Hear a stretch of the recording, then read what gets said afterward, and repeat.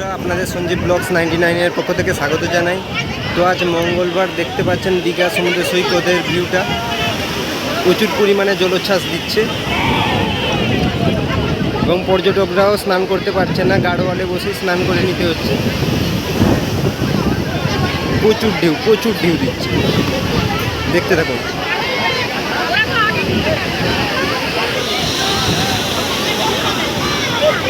এই দেখতে পাচ্ছেন একজন পর্যটক পড়ে গেছে নিচে।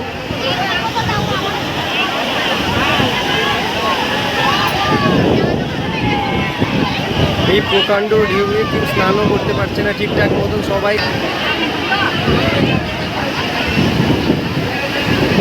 সমুদ্রে দীর্ঘ নিম্নচাপ সৃষ্টি হওয়ার কারণে এত পরিমাণ ঢেউ দিচ্ছে। প্রচুর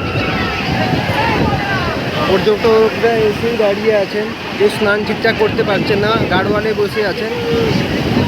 সমুদ্রের এই জলোচ্ছ্বাসেই স্নান হয়ে যাচ্ছে ওনারে। এই যে দেখুন, বসে আছে, কেউ নিচে নামতে পারছে না প্রচুর জলোচ্ছ্বাসের কারণে। তো এখানে এই ভিডিওটিকে শেষ করলাম। ভিডিওটি ভালো লাগলে চ্যানেলটিকে সাবস্ক্রাইব করে ভিডিওটিকে লাইক করে দিই। তো দেখা হচ্ছে নেক্সট ব্লগে।